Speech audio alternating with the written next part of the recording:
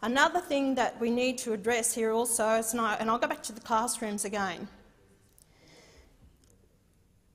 I hear so many times from parents and teachers whose time is taken up with children in the classroom, whether they have a disability or whether they are autistic, that it is taking up the teacher's time. These kids have a right to an education by all means. But if there is a number of them, these children should actually go into a special classroom, looked after and given that special attention, because most of the time the teacher spends so much time on them they forget about the child who is reigning at the, wants to go ahead and leaps and bounds in their education, but are held back by those because the teachers spend time with them. And I'm not denying them. If it was one of my children, I'd love all the time given to them, to give them those opportunities.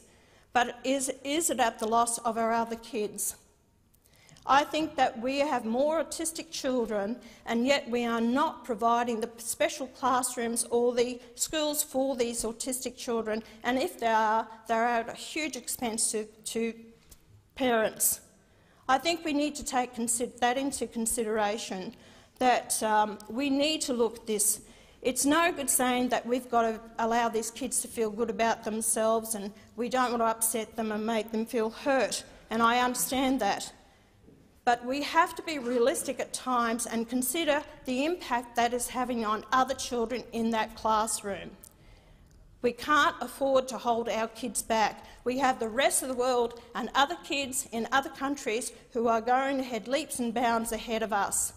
And unless we keep up a decent educational standard in this country, we will keep going further backwards and backwards. And our kids will not be the ones that are getting the good jobs in this country.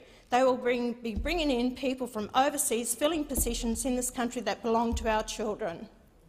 So our education is very important, and I just feel that it needs to be handled correctly, and we need to get rid of these people because you want everyone to feel good about themselves.